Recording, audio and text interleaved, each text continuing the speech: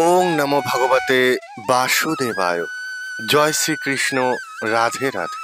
বন্ধুরা, আজকের দিনেই সম্পূর্ণ হচ্ছে দেব উত্থান একাদশী। দীর্ঘ চতুর্মাস পর আজকের দিনেই ভগবান শ্রী বিষ্ণু ক্ষীরসাগরে যোগনিদ্রা থেকে জাগরিত হতে চলেছেন। সেই কারণেই একাদশীর নাম দেব উত্থান একাদশী। শাস্ত্র অনুসারে আষাঢ় মাসের শুক্লপক্ষের দেবশয়নী একাদশী থেকে ভগবান শ্রী বিষ্ণু নিদ্রা থেকে জাগ্রত হন, অর্থাৎ ক্ষীরসাগরে যোগনিদ্রায় যান এবং দীর্ঘ 4 মাস পর এই কার্তিক শুক্ল একাদশী তিথিতে তিনি জাগরিত হন। বন্ধুরা, এই কারণেই এই একাদশী একটি গুরুত্বপূর্ণ একাদশী।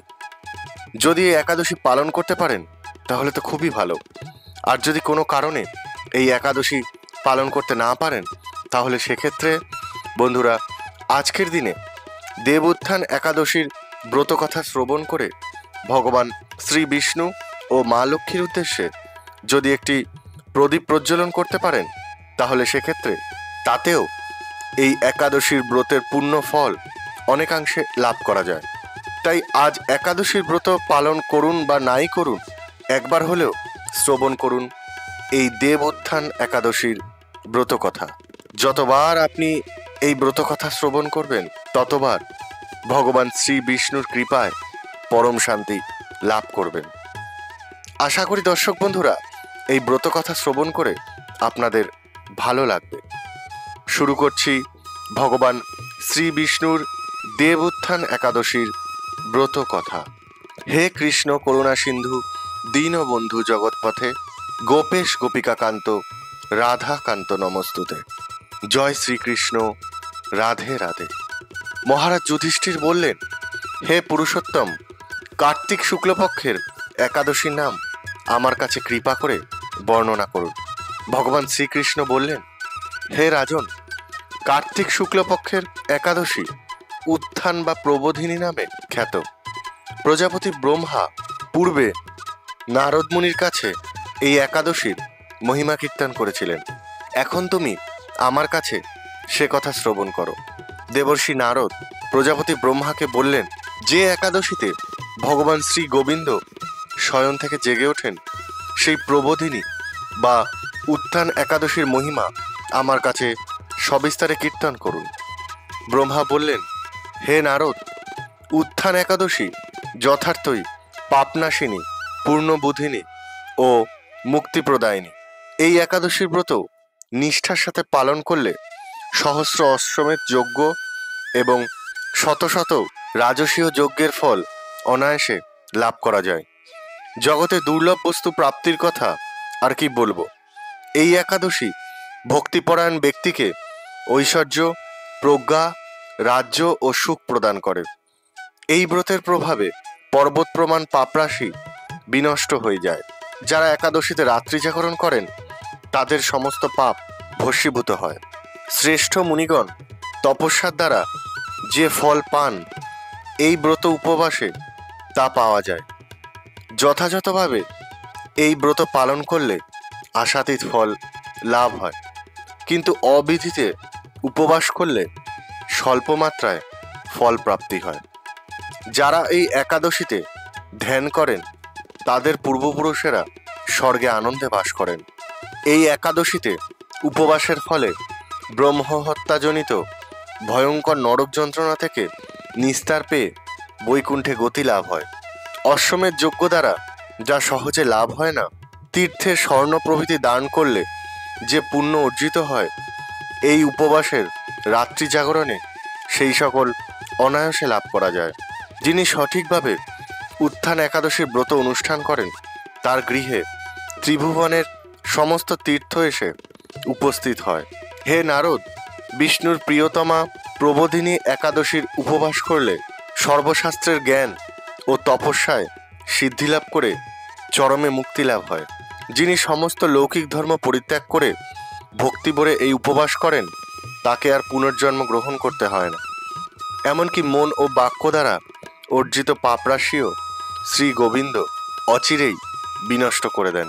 হে বৎস, এই প্রতি শ্রদ্ধা সহকারে জনার্দনের উদ্দেশ্যে স্নান দান জপ কীর্তন ও হোমাদি করলে অক্ষয় ফল লাভ হয়। যারা উপবাসে দিনে শ্রী হরির প্রতি ভক্তিভাবে দিন যাপন করেন তাদের পক্ষে জগতে দুর্লভ বলে আর কিছুই থাকে না। চন্দ্র ও সূর্যগ্রহণে স্নান করলে যে পুণ্য হয়, এই উপবাসের রাত্রি জাগরণে তার সহস্রগুণ সুকৃতি লাভ হয়। তীর্থে স্নান দান ধ্যান ইত্যাদির ফলে যে পুণ্য সঞ্চিত হয়, উত্থান একাদশী না করলে সেই সমস্ত নিষ্ফলা হয়ে যায়। হে নারদ, শ্রী হরিবাসরে শ্রী জনার্দনের পূজা বিশেষ ভক্তি সহকারে করবে, তা না হলে শত জন্মার্জিত পুণ্য ফল বিফল হয়। এবং যিনি কার্তিক মাসে সর্বদা ভাগবত শাস্ত্র অধ্যয়ন করেন তিনি সর্বপাপ মুক্ত হয়ে সমস্ত যজ্ঞের ফল লাভ করেন। ভগবান ভক্তিমূলক শাস্ত্র পাঠে অত্যন্ত সন্তুষ্ট হন, কিন্তু দান জপ যজ্ঞাদি দ্বারা তেমন প্রীত হন না। এই মাসে শ্রী বিষ্ণুর নাম গুণ রূপ লীলাদি শ্রবণ কীর্তনে অথবা শ্রীমদ্ ভাগবত আদি শাস্ত্রগ্রন্থ পাঠের ফলে শত শত গোদানের ফল অচিরেই প্রাপ্ত হওয়া যায়। অতএব হে মুনিবর, এই একাদশীতে সমস্ত গৌণ ধর্ম বর্জন করে স্মৃতিসৌধের সামনে হরিকথা শ্রবণ কীর্তন করা অন্যতম কর্তব্য। কোনো ব্যক্তি যদি ভক্তি সহকারে এই একাদশী তিথিতে ভক্ত সঙ্গে হরিকথা শ্রবণ ও কীর্তন করেন তবে তিনি শতগুণ উদ্ধার প্রাপ্ত হন এবং সহস্র সহস্র দুগ্ধবতী গাভী দানের ফল অনায়াসে লাভ করেন। এই একাদশীতে পবিত্রভাবে শ্রীকৃষ্ণের রূপ গুণাদি শ্রবণ কীর্তনে দিন যাপন করলে তার পুনর্জন্ম হয় না। এই একাদশীতে বহু ফলমূল ফুল ও অগরু কর্পূর ও চন্দন দিয়ে শ্রীহরির পূজা করা কর্তব্য। সমস্ত তীর্থ ভ্রমণ করলে যে পুণ্য সঞ্চয় হয়, উত্থান একাদশীতে শ্রীকৃষ্ণের পাদপদ্মে তুলসী পাতা প্রদানে তার কোটিগুণ সুকৃতি অর্জন হয়। শ্রবণ কীর্তন স্মরণ বন্দনাদি নববিধা ভক্তির সাথে তুলসীর সেবার জন্য যারা বীজ রোপণ জলসেচন ইত্যাদি করেন তারা মুক্তিলাভ করে বৈকুণ্ঠবাসী হন। সহস্র সুগন্ধি পুষ্পে দেবতার অর্চনে বা সহস্র সহস্র যজ্ঞ ও দান ধ্যানে যে ফল লাভ হয়, এই একাদশী তিথিতে শ্রী হরিবাসরে একটিমাত্র তুলসী পাতা শ্রী ভগবানের চরণ কমলে অর্পণ করলে তার থেকে অন্তত কোটিগুণ ফল লাভ হয়। এমনকি যিনি এই একাদশীর সময় এই একাদশীর ব্রত কথা শ্রবণ করেন তাতেও এই একাদশীর ব্রতের পূর্ণ ফল অনেকাংশে লাভ করা যায়। আশা করি দর্শক বন্ধুরা একাদশীর এই ব্রত কথা শ্রবণ করে আপনাদের ভালো লেগেছে। একাদশী পালন না করতে পারলে এই ব্রত কথা শ্রবণ করে ভগবান শ্রী বিষ্ণু ও মা লক্ষ্মীর উদ্দেশ্যে অবশ্যই আজকের দিনে একটি প্রদীপ প্রজ্বলন করুন। সকলে ভালো থাকুন, সুস্থ থাকুন এই কামনা করে আজকের মতো এই ভিডিওটি এখানেই শেষ করলাম। নমস্কার, ধন্যবাদ। ঈশ্বর আপনার মঙ্গল করুন।